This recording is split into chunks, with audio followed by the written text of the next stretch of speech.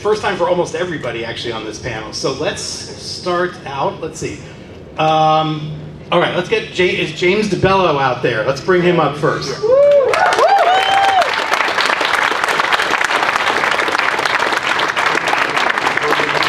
right, Joey Kern. Is Joey out there?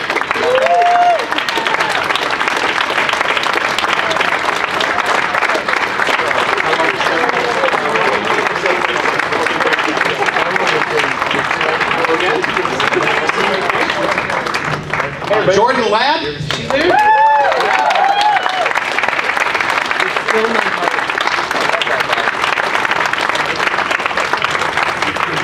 Our returning champion, Serena Vincent, is here. And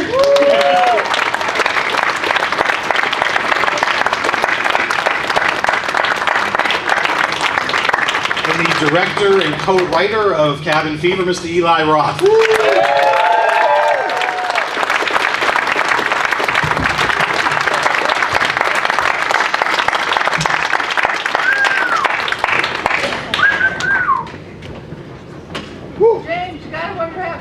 Oh yeah.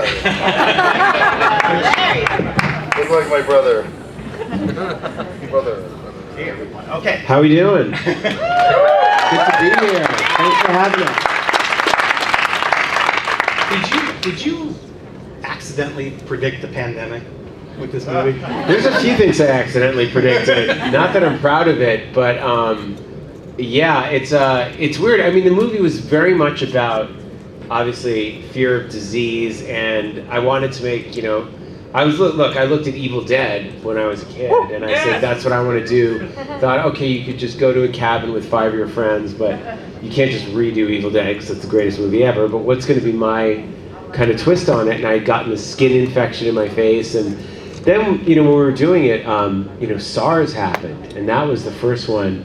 But you see, it was wild during the pandemic. The memes of Joey going, get away from me, get the fuck away from me. I don't want any of this, you fucking fuckers, keep on fucking touching me. It was like, and I remember writing that with Randy in our apartment on 25th Street, and we were crying, laughing, because it was just like coming out of me. It was like, you fucking fuckers, you're fucking touching me. Like, just laughing. So it's really weird that suddenly they wound up on Giphy, and people just, I don't want to credit the pandemic for giving the movie a second life.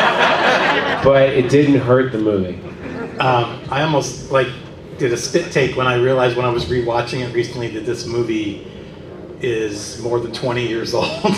Because it seems like it's something that's so recent to me. But were there certain films that informed you in terms of because it does have sort of a 70s, early 80s vibe to it. What were some of the... Yeah, I mean, you can see the films that informed because I stole shots blatantly. Like, oh, Serena, this is her Texas Chainsaw Massacre. I mean, put the camera on her ass as she's walking. Like, it was just, I was watching Texas Chainsaw Massacre. I wanted Joey is getting, shot up at the end. I wanted that to be like Night of the Living Dead. And then when Jordan gets put in the shed, it's like The Thing. I mean, John Carpenter. You can see it's a movie that sort of very lovingly wears its influences on its sleeve. And I was really wanted it to have a 70s feel to it. And that's why we shot Super 35, we shot it on Super 35, which was kind of a big deal and an extra expense to do that then. But we really, really fought. Because the craze at the time was Blair Witch, because I was 99 and this is 2000. So you can imagine the amount of people that were like, well, you can just get a video camera. I was like, no. That works for Blair Witch because of that story.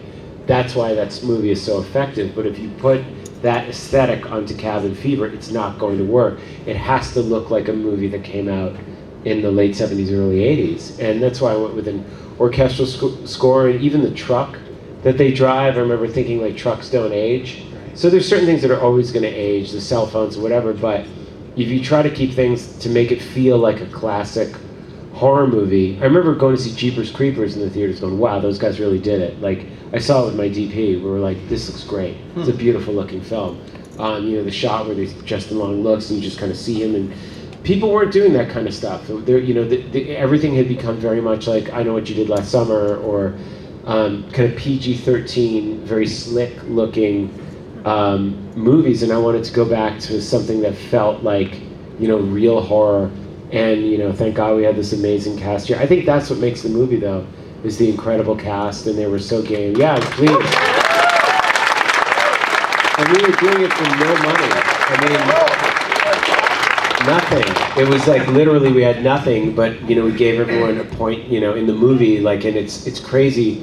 Even if the check is $200, like to be able to symbolically and literally pay them all these years later, it's really exciting. It's just, and I think that's why the movie endures, is like the chemistry they have and the chemistry we all have as friends. Like I got very lucky on my first film to just be able to, you could just kind of like sit back and let it happen, Yeah.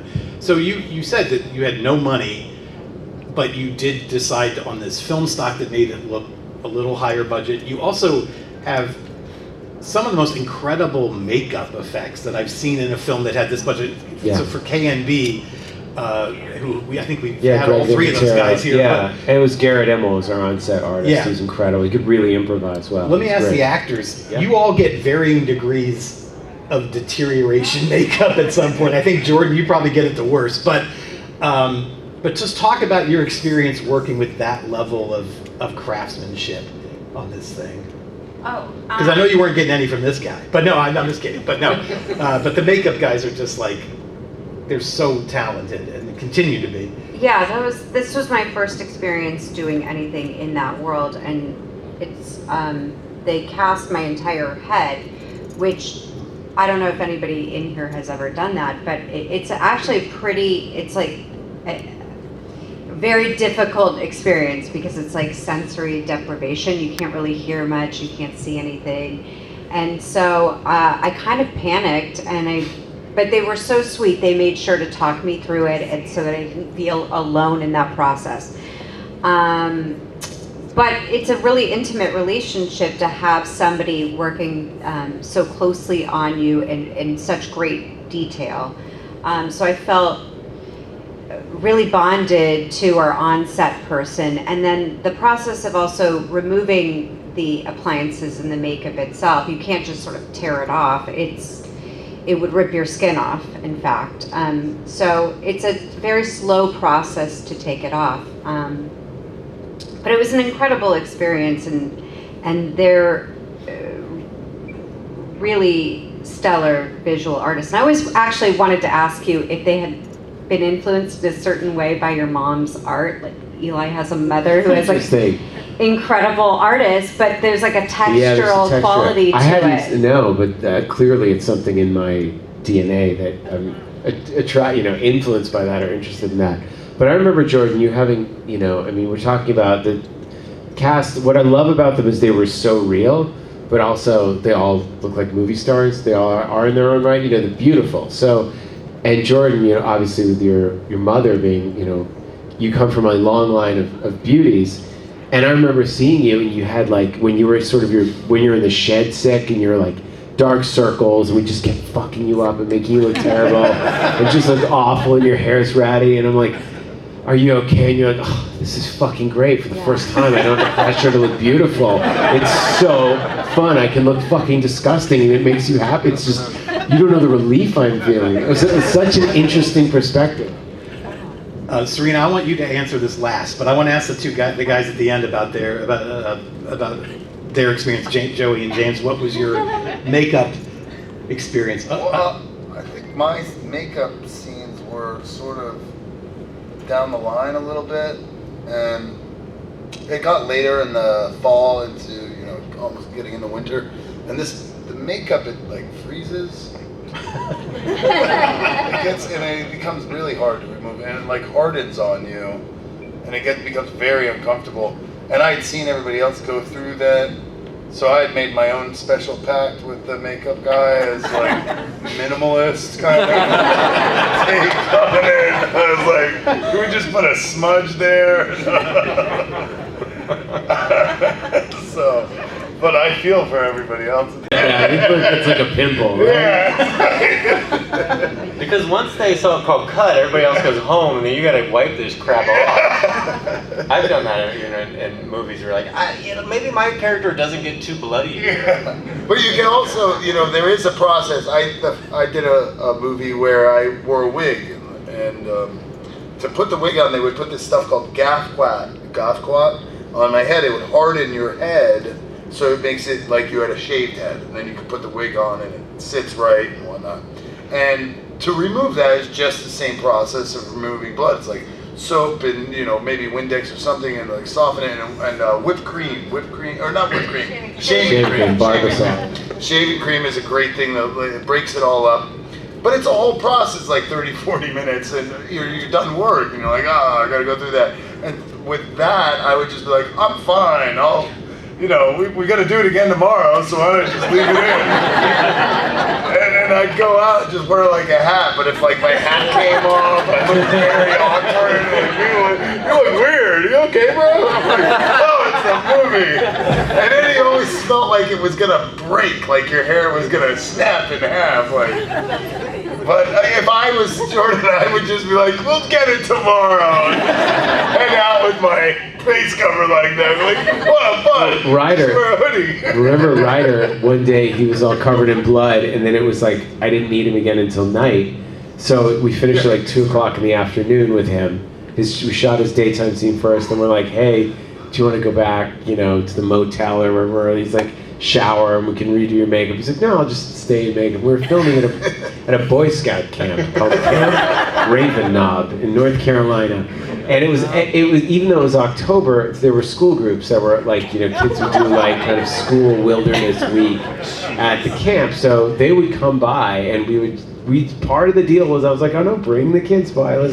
So Ryder goes out for a walk because he's into nature. He's very sensitive, Ryder. He's like, thinking he's gonna write some poems. So Ryder's like I love Ryder, but it's Ryder. He's gonna be like, no, I'll just go. So Ryder's like covered head to toe in blood. We're like, all right, just come back around, whatever. And he goes, he's like wandering in the woods, like off the reservation in the camp, in the wilderness in North Carolina, and he stumbles. Now he's not really thinking that Boy Meets World in 2001 is shown 4 times a day in North Carolina. So these kids, he stumbles on a group of like 10-year-olds, and first they see like crazy bloody guy in the woods, and then they start going, oh my God, it's Sean Hunter, Sean from Boy Meets World.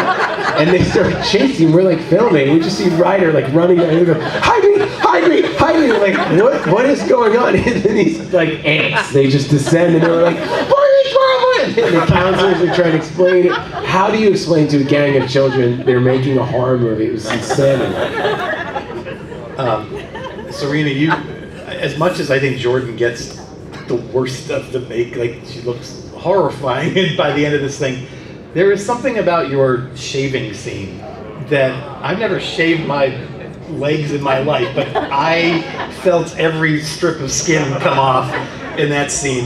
Tell me about, and not only that, but what's going on in your back too is terrifying. So tell me about that sequence, and because that also seems the most directly inspired by what happened to you. Yes, that happened to me. That something like that happened when he was shaving his face and the skin started to come off. So because he had you tell that story. Well, I had got this infection. I was in Iceland with my brother, working on a horse farm, as one does when you're 19, in Selfoss, Iceland, training horses. It's it's as random as it sounds, and one of the things we had to do was clean out this barn filled with hay. So somehow I got, of course, I don't get like a cold. I'll get like the 1 in a million super rare infection. Like my dad's a doctor. He's like, you're gonna have to like travel with a nurse full time because you get like, I get very weird rare diseases. So I was like scratching my face in the middle of the night, and it's Iceland, so it's like light. It's like kind of light 3 in the morning, and I was just like, my fucking face. And then looked at my hand, and there were just chunks of flesh. And of course, I'm thinking like, oh man, the mosquitoes in Iceland. Really fucked up. And I went back to sleep. The next day I saw like claw marks, like out of a werewolf movie. So of course I decided to shave, because you're 19 and you're not really shaving. And I'm like, whoa, I cut myself. Whoa, that's my... And by the time, I was just like, it feels so good to scratch it. It was so itchy. Like, do you ever want to like take a gardening tool and just fucking scratch an itch? I got to do that.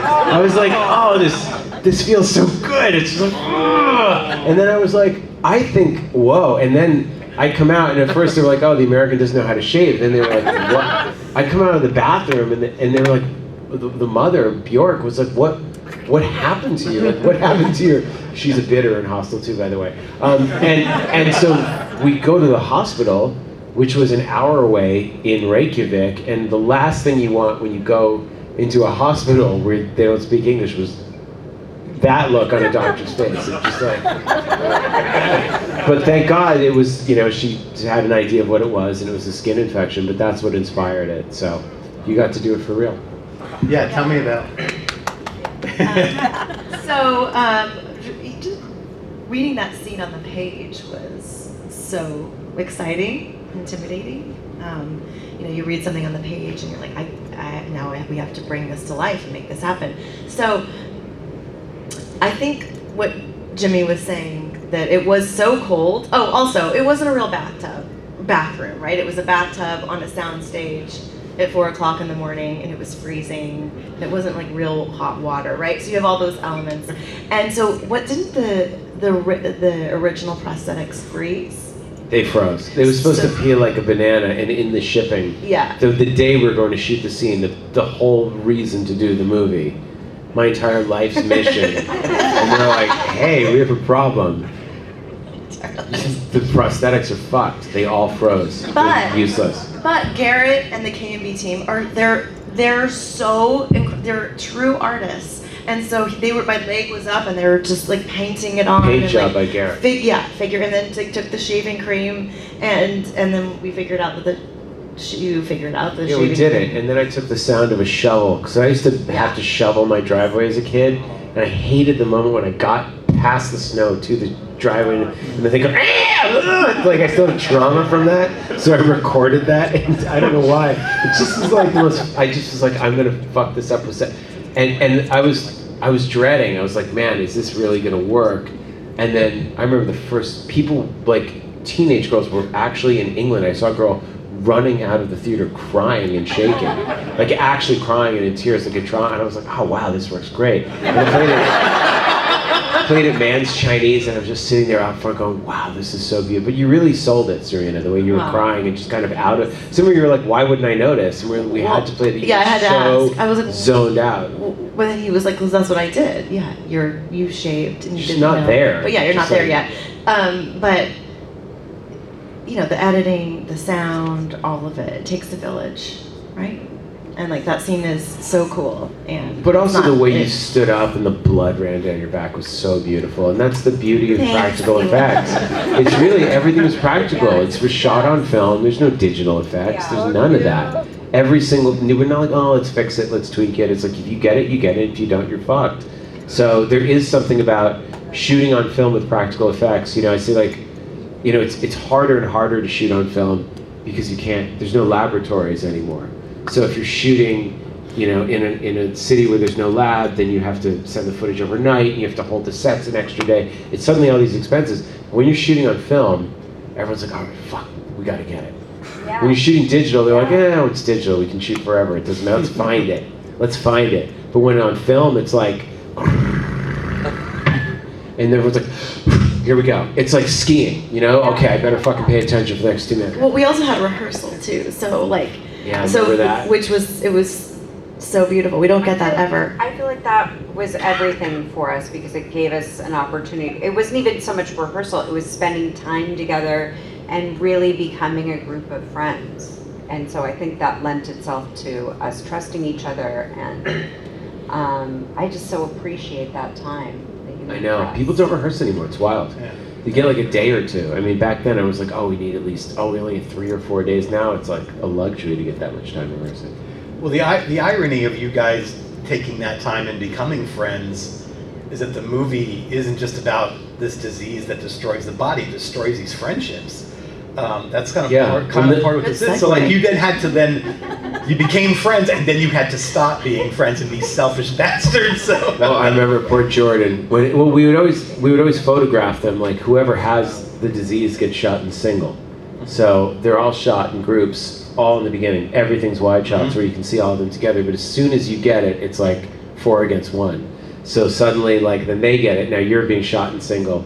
so that like whoever has it or is isolating, like, so we wanted to feel that sense of isolation. But also the fun is that nobody in the movie dies from the disease; they die from panic, Right. and from like behaving like crazy. Nobody dies from the disease. I'm really appreciating you as a director even more this many years later. Like, oh God, you did. That's right. You shot us in singles. You just thought I was the guy in the gorilla suit. But some of the actors, talk about that experience. And was that kind of a challenge to like suddenly have to turn on these people you've spent this effort to actually be friends with? No. I know you're the worst at this game. Yeah, that was easy actually. Walk in the park.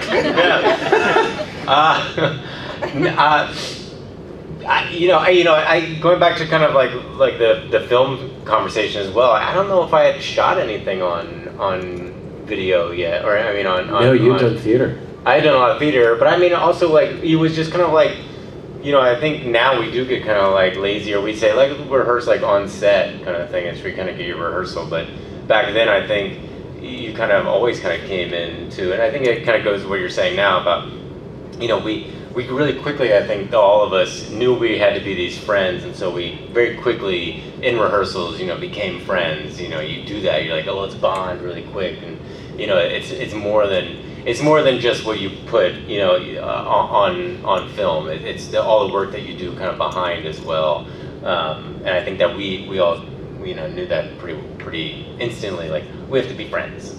And we were. Yeah, and also everyone loved each other and loved, sometimes you get in a situation on set where someone is clearly walking away with the movie because of what they're doing. They're being so funny and so good, and other people are like, why are they getting a close back? But this was a case where everyone was bringing such great stuff, and like lift. And I try to bring this to every set where you really try to lift each other up and really elevate them. And if someone else is having a down day, everybody brings them up. But they really enjoyed each other's performances. Yeah. They every little thing, like, when we were in rehearsal, we're like, Birds, like, you see this, you fucking slut? Like, you said something, and we were laughing.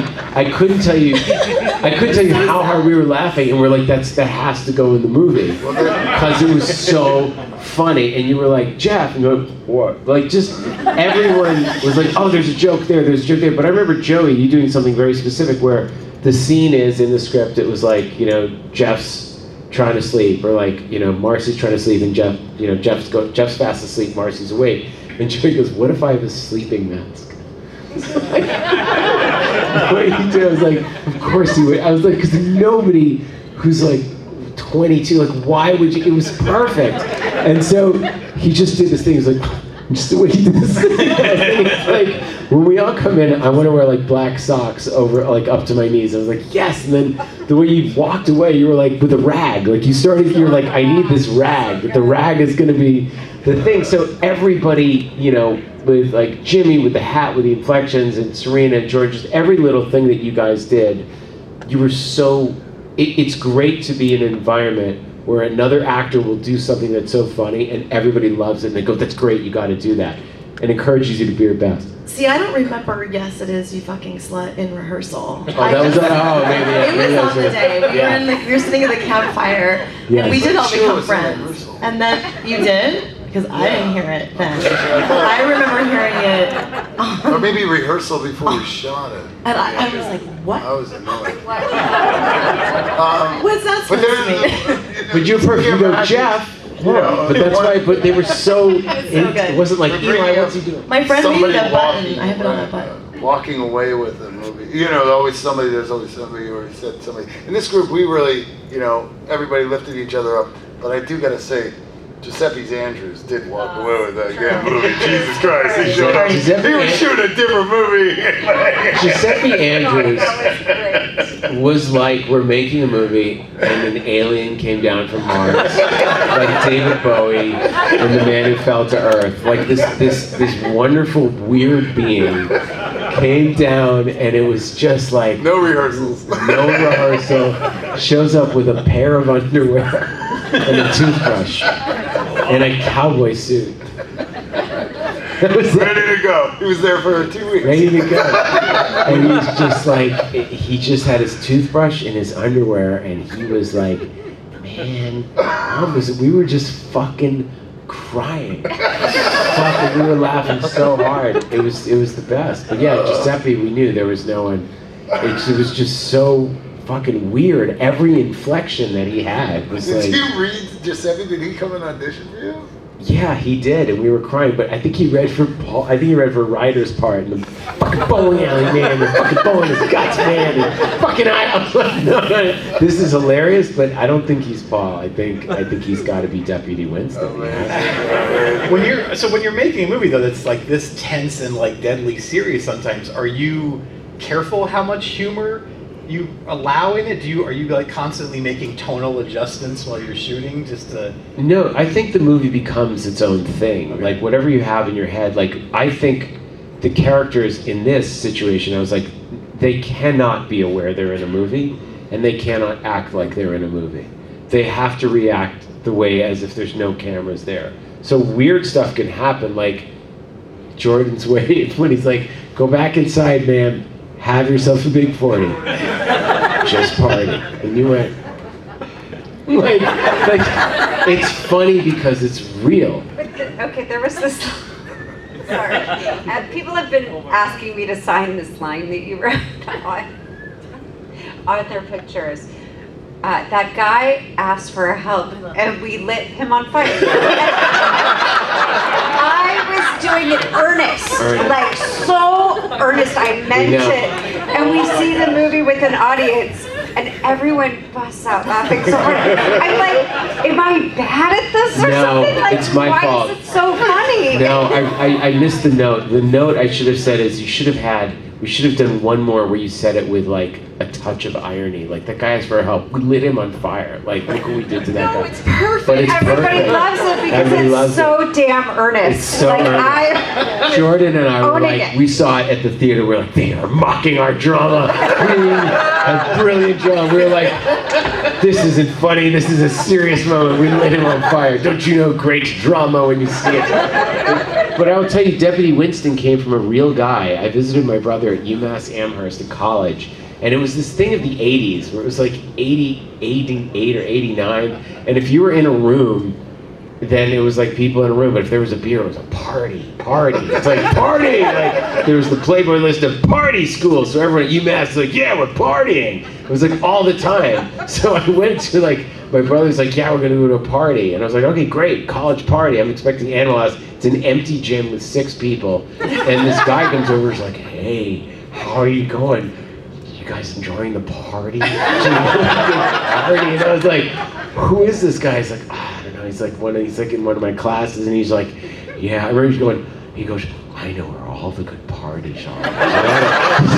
This is a great party school if you just want to party. And I was like literally sitting around with a beer, and we just became obsessed with him. I'm gonna ask one more question. We haven't had any audience questions today. So there's a microphone right here in the middle aisle. If you guys, we've got time for a couple, I think. But let me ask one last thing. So you explained where this idea came from. I'm aware of the story of where you got the idea for Hostel.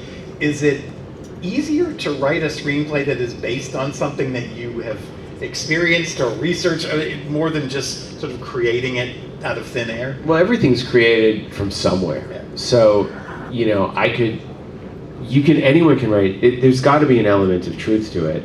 It's for me, I was always told, write what you know. Write what you know. Okay, being suburban kids, going in the woods, getting into trouble. But the flesh, having my skin fall off to me was a great sort of, device for that. And I hadn't seen it, and I just wanted to make, But yeah, Hostel. It's the fear of the unknown, or this feeling like our money can buy us anything, and that like your good time is actually going to come at the expense of another person, and then someone else's good time you're going to pay for it in one way or another. So there's always personal things, but it's it's like I wrote Cabin Fever when I was 22, and that's very much about being 21, 22. And Hostel I wrote at 31, 32, and Knock Knock 41, fears of marriage and commitment 41, 40. So there's always stuff, fears of parenting with House the Clock on its walls, and fear of responsibility. So there's always something that's very personal to me, when I make the movies. Okay. Yeah, go ahead. Hey, first of all, thanks for all being here. Appreciate it. Yeah. Something I kind of ask a lot, and this is for anyone to answer, was there ever a moment while you were filming that you were like, what the fuck am I doing here?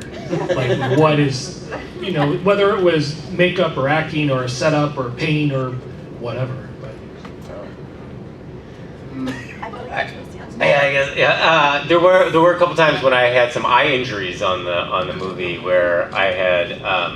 The first one was when I break that when the hermit's there, right, and I break the glass, and the glass shattered in my eyes too much, and so I had glass in my eyes, and then I had an allergic reaction, and then to some of the blood and makeup we used, and then I got hit in the eye. And so there were definitely some times where we were bonding so much and having so much fun, and my agents were like, "What the fuck are you doing there? Get out of there! Like, what is this thing? You're getting, you're gonna come out blind. Is it worth it?"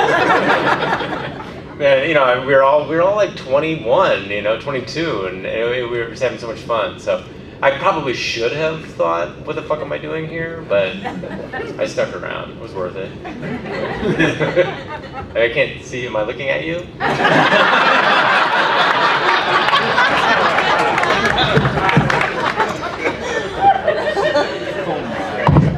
Hey, Joey Curran, ladies and gentlemen. That's good. I wanted to ask you, this is kind of a multi-part thing, but about shooting squirrels because they're gay. And I love that. That's just, I just remember sitting in a theater roaring laughing. I mean, I'm gay, and I feel like lines like that, it bums me out that movies. But are you a squirrel? Are you squirrely? No. Yeah, I know what you mean. We can talk after.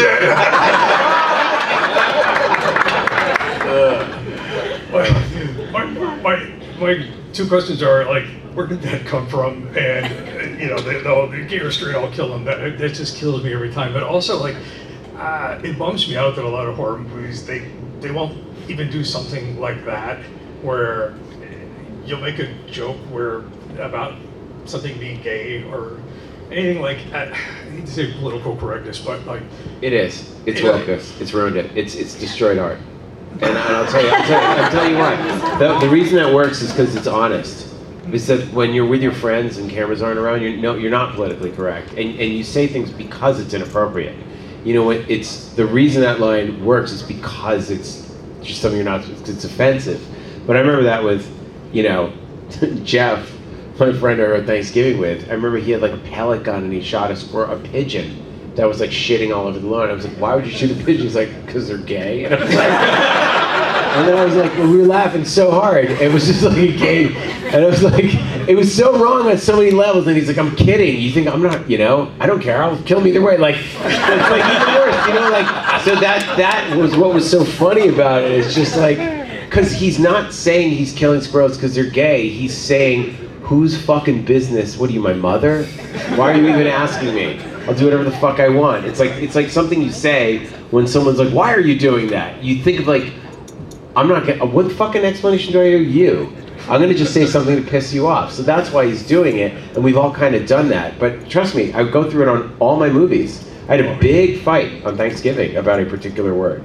And it was just like, it was never ending. You can't believe that. I was just like, what? They're like, well, certain people in the audience are gonna, I was like, guys, you can't, like, nothing feels like an honest character anymore if people aren't saying this shit. Like, can the scene work without it? Yes, but like, that's what makes it funny.